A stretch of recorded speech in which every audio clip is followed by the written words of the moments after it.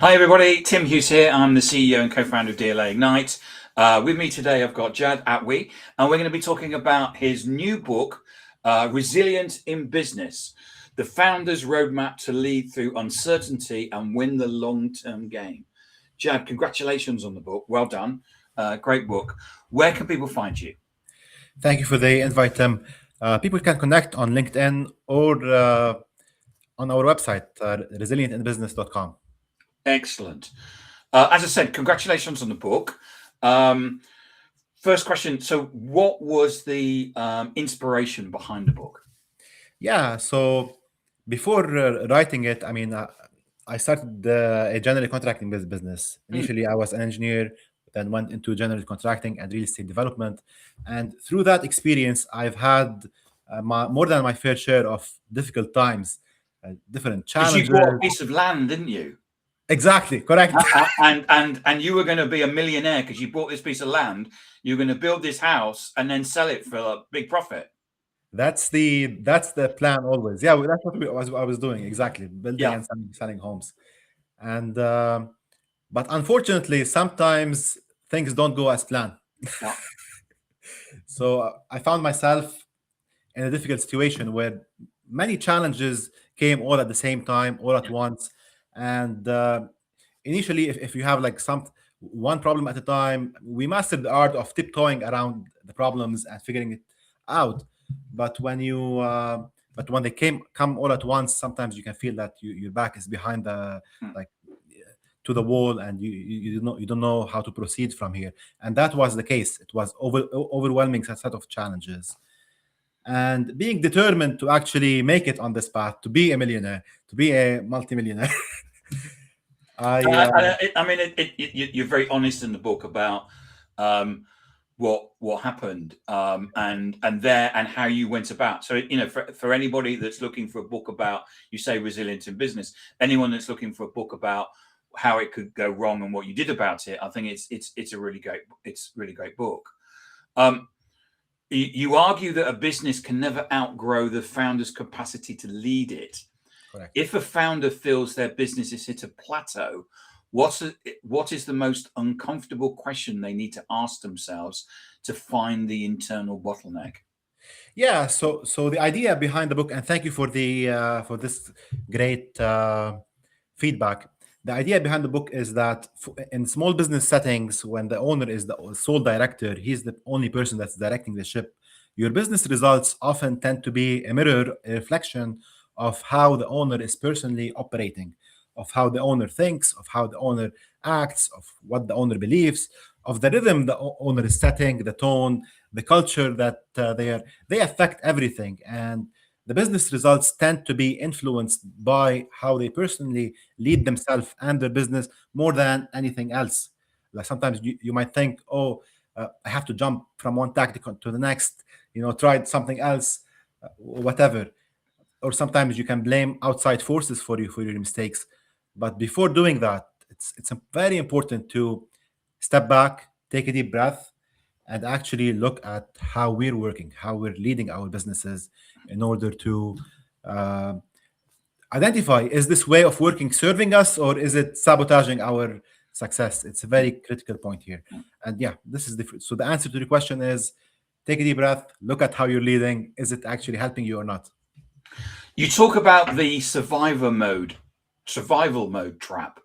For a founder who is currently in the thick of it, what is the one false signal of success that keeps them trapped in survival mode without them even realizing it?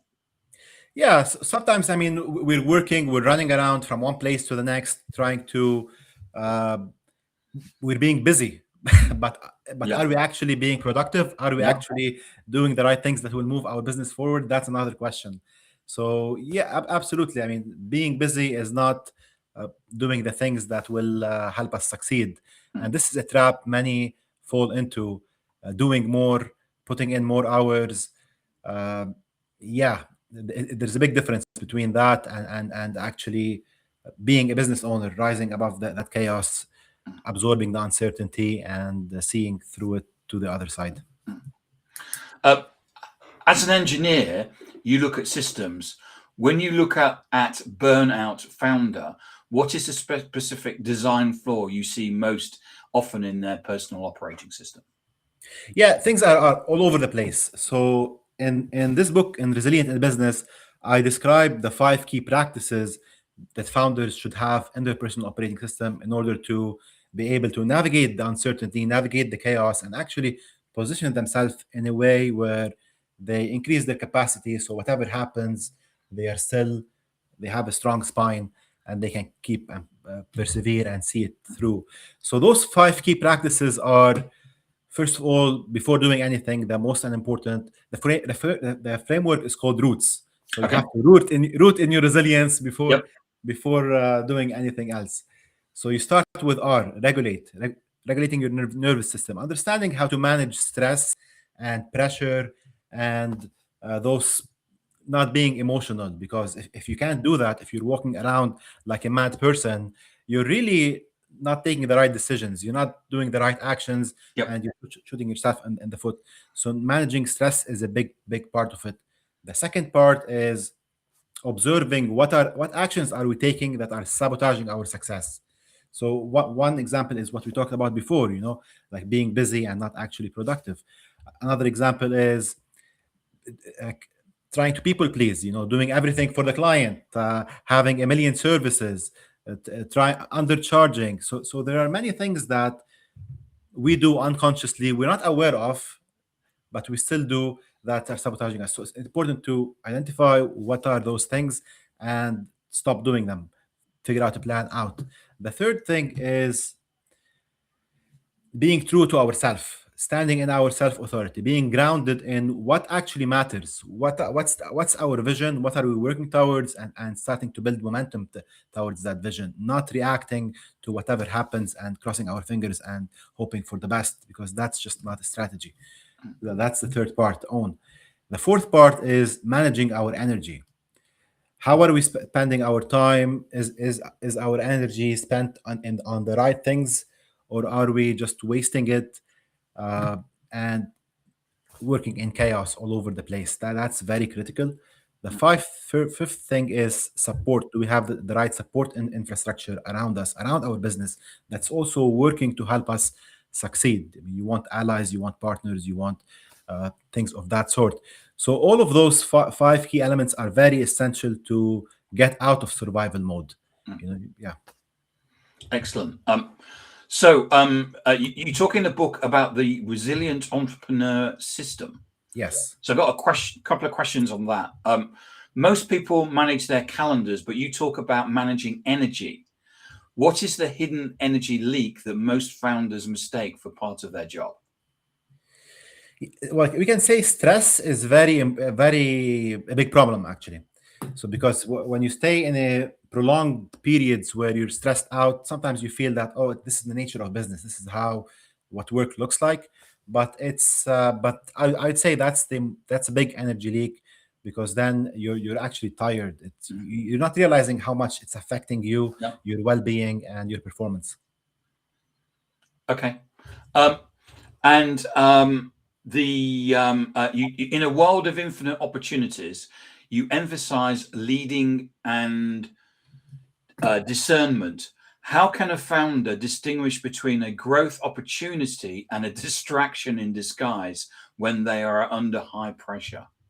Yeah, it's all about, goes back to being clear, or in terms of what are we looking for, what are we achieving here, where do we want to be, what are those outcomes that we're striving to get to. From that becomes the filter for different opportunities, different things that whatever tactics, different strategies that might. I mean, the internet right now is busy with, everyone has a solution for you. It's important to filter what actually serves you, what will help you on your purpose, and what's not.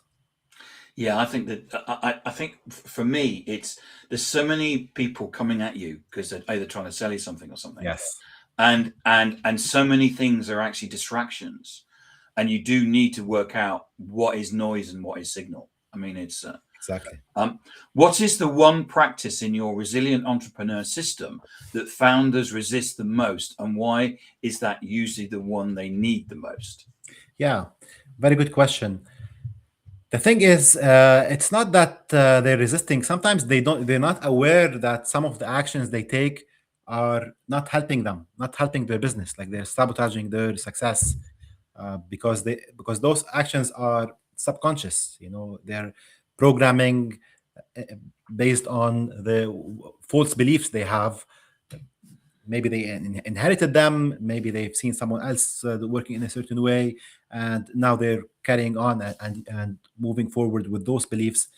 And they are those can be a ceiling to what you can actually make in terms of whatever revenue or yeah, to reach your goals or not. So I would say the the second part of the framework, observe, looking back at uh, at our beliefs, at our yeah, at the what's is the way we're doing things helping us or sabotaging us? Are we all over the place being busy, or are we focused? Are we undercharging because we're worried because is there a fear of from some sort there's not enough work or there's not enough clients, so now we're undercharging, taking on everything which doesn't help us. So for entrepreneurs, they tend to we're brave to be an entrepreneur. You have to be brave to be to be a business owner, to go and follow your dream. So fear of failure is not a problem. Fear of success is a problem. So yeah, they're worried. They're not ready yet for this second level of success. So they do things, actions that are not helping them. Okay. Um, so some questions about the long-term game. The price of resilience. True resilience often requires saying no to short-term wins. Can you share a time when choosing a long-term game felt like a failure in the short term? Yeah, that's an important question. Yeah, when I talk about this, it's to tell people um, in deciding your next step, it's important to not be reactive. That's the main idea here, because sometimes when you're under too much stress, too much pressure, you just want a relief, you want a way out. So people tend to find solutions that are uh, not necessarily helping them in the long term. They just want a quick out. Yeah, so it's important to I describe towards the end of the book how to find your next right step. What are the so there's a process for that. Yeah, the process is to come back to yourself first of all, uh, realize the magnitude of the situation, get help from whatever coaches, consultants here that are around you. Then take a break, go back to yourself, get go back to your intuition, and find what actually serves you. Because sometimes, again, it's self-explanatory. So, sometimes it's you want a way out, you want a quick solution here, but it does not really serve where you want to be. So sometimes it's okay to stay in a little bit more pain if there is a bigger picture down the line. Okay. Most leaders try to eliminate uncertainty. We all try and control things. You suggest leading through it. How does a founder shift from defending against the unknown to leverage the unknown as a competitive advantage? Yeah, we're it's part of what we're doing. I mean, uh, it's chaotic here. Sometimes you're dealing with problems in house. Your team is not organized. Sometimes you're dealing with the client. Sometimes you're dealing with whatever a virus comes and everyone has to stay home. Yeah, Exactly. been there, seen it. Sometimes it's tariffs. So it's all over the place. And the idea here is to understand that it's accept that uncertainty is part of the game, Yeah. and know how to work through it, know how to navigate it. And that's the difference between people that are successful and they've been in business for a long time. They know that there's ebbs and flows. You have your good days, but also something might happen and the market might change, and that's okay. So knowing how to work through those cycles and building the capacity, this is it all goes back to building the capacity in order to absorb the chaos, which is described in the 5 key elements we talked about before. So making sure that you're empowered with a personal operating system that's supporting your success and not sabotaging it. So knowing how to manage your stress, knowing how to address the things that are not helping you progress forward, being anchored in what's true to you, managing your energy, putting the right support ecosystem in place. And once that is done, then there's a layer above that, which is trying as much as possible to understand where risk exists in your business and putting plans to mitigate it.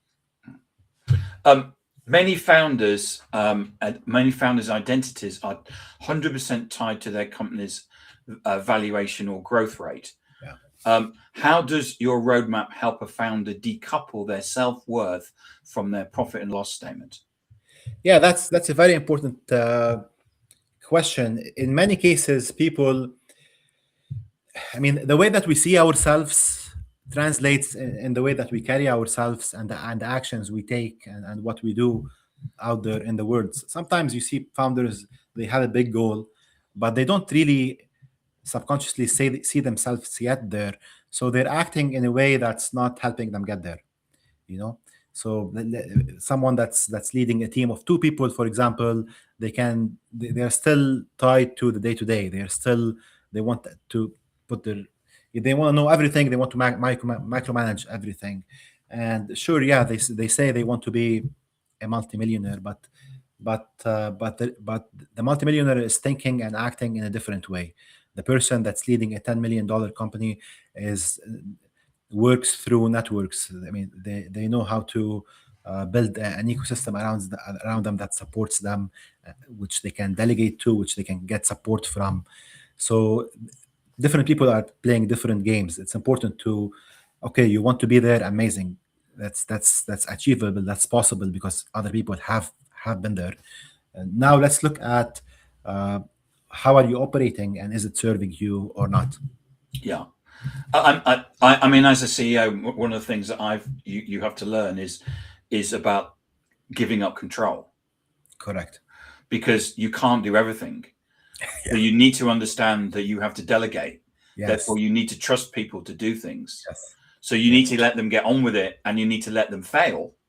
And that's sometimes really difficult for people because they end up like micromanaging, don't they? So yeah. It goes back to where we started, the first question about capacity. You build capacity in different areas, and this is the entire point of Resilient in Business. Yeah. If a founder forgets every other piece of advice in your book, but remembers only one personal operating system upgrade, which one will have the biggest impact on their life 10 years from now? It's a good question. They're all essential, but to begin with, the most critical is understanding how to manage your stress and emotions. Because if you can't do that, you're going to go crazy. Yeah. I totally agree. Yeah. I just wanted to go back to your roots framework, and read out from your book. So roots is regulate, observe, own, and trend. Tend and support. And support. Yeah. I just wanted to pick that up, and I think they're really great attributes that any leader should have. Absolutely. Yeah. Thank you for thank you for the feedback. It's nice to hear people saying good stuff, and yeah. Well, thank you. No, thank you. So if I wanted to get a copy of your book, Resilient in Business, The Founder's Roadmap to Lead Through Uncertainty and Win the Long-Term Game, where can I get one from? It's available on Amazon. Okay, excellent. And where can we find more information about you? People can connect with me. I like to talk to people. To connect on LinkedIn directly, my name is Jad Atwe. And if you want to work out with us, www.resilientinbusiness.com. Excellent. Jad, thank you so much for the book. Really great advice here for business leaders. And thank you for coming on the podcast. Thank you for the opportunity, Tim. Thanks. You're welcome. Thank you.